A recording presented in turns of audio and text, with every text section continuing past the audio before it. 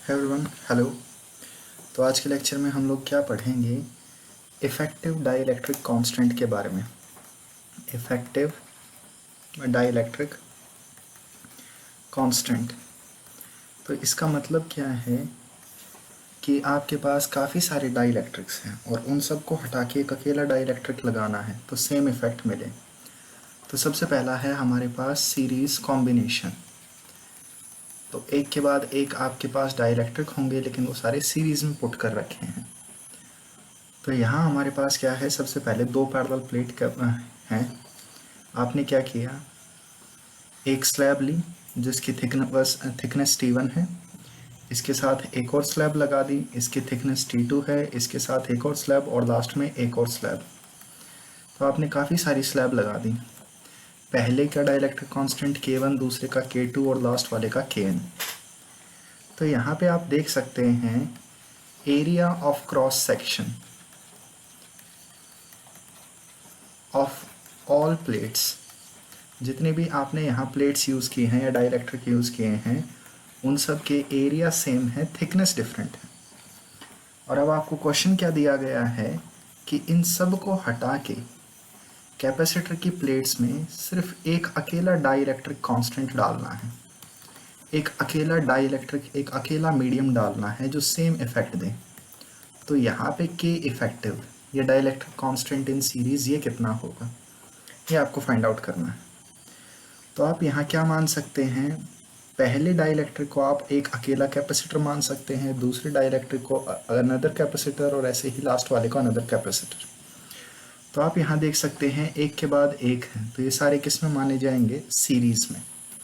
तो ये जो मैंने अभी डायग्राम बनाया है इसे आप क्या मान सकते हैं, एक कैपेसिटर, उसके बाद एक और, उसके बाद एक और, ऐसे ही n कैपेसिटर्स मान सकते हैं।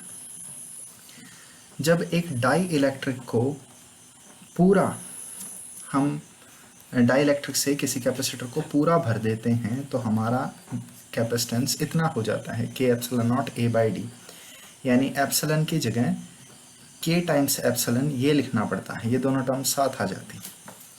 तो पहले वाली स्लैब की थिकनेस T1 थी, यानी डिस्टेंस बिटवीन प्लेट्स T1 था, तो इसका कैपेसिटेंस हो जाएगा के epsilon not A by distance T1, ऐसे ही T2, ऐसे ही T3 और ऐसे ही आप सारे के सारे निकाल सकते हैं यहाँ। तो ऐसे ही अगर आप लास्ट वाले कैपेसिटर को देखेंगे Cn, तो इसका कैपेसिटेंस कितना होगा, के epsilon not A by distance, तो इसका के कितना है Kn और डिस्टेंस कितना है Tn।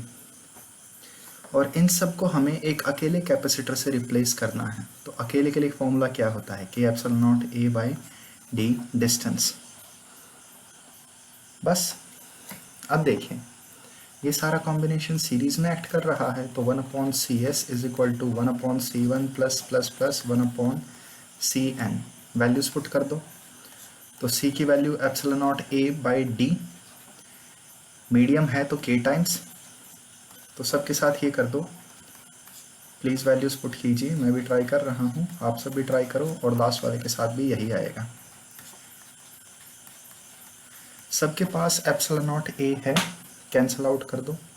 तो आपके पास यहाँ क्या कॉम्बिनेशन बचेगा, D/KS is equal to T1/K1 plus T2/K2 plus dot dot dot Tn/Kn, ये आपके पास बचेगा।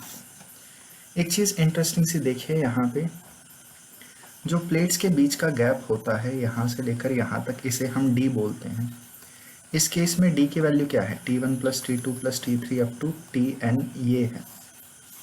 तो थोड़ा सा इस चीज़ को नोट कर लेना। तो D की वैल्यू हमारे पास क्या है, T1 plus T2 plus T3 up to Tn यहाँ तक। नेक्स्ट, अगर आपको एक कंडीशन दे दी जाए और वो कंडीशन क्या हो कि इफ़ ऑल डाई इलेक्ट्रिक्स, कि जितने भी डाई इलेक्ट्रिक्स आपके पास हैं आर आइडेंटिकल इन डायमेंशन, कि डायमेंशन में दैट मीन्स दोनों की थिकनेस, दोनों के एरिया अलग अलग हैं आपस में बट सेम है, जैसे कि सबकी थिकनेस T हो गई, फिर सबका एरिया कोई डिफरेंट हो गया वैल्यू में और सेम हो गया। तो सबकी थिकनेसेस सेम है, सबके एरियाज सेम हैं। तो उस सिनेरियो में पहले की थिकनेस, दूसरे की थिकनेस और ऐसे ही लास्ट वाले की थिकनेस सबको टी मान लो। तो टोटल थिकनेस कितनी हो जाएगी, n टाइम्स टी। ये वैल्यू यहाँ ऊपर पुट कर दीजिए और आपके पास रिजल्ट क्या आएगा, n upon K S is equal to 1 upon K one plus 1 upon K two plus dot dot dot 1 upon K N. ये शॉर्टकट काफ़ी इंपॉर्टेंट है क्योंकि आप देख सकते हैं आईआईटी और नीट में इससे रिलेटेड क्वेश्चन पूछे गए हैं। तो मैं जल्दी से एक सिंपल सा क्वेश्चन करवा देता हूँ। मान लीजिए आपके पास एक कैपेसिटर है, आपने क्या किया, एग्जैक्टली आधा उसे K1 मीडियम से भर दिया और बाकी का आधा उसे K2 से भर दिया। अब आपको बताना है effective dielectric constant in series K effective या KS इसकी वैल्यू क्या होगी। तो हमारे पास यहाँ दो प्लेट हैं तो n की वैल्यू 2 हो गई। तो 2 upon K S is equal to 1 by K1 plus 1 by K2। तो हमारे पास यहाँ KS की वैल्यू कितनी बचेगी, 2K1 K2 over K1 plus K2। थोड़ा सा ध्यान में रखिएगा इसको, अच्छा फॉर्मूला है दो स्लैब के लिए। ओके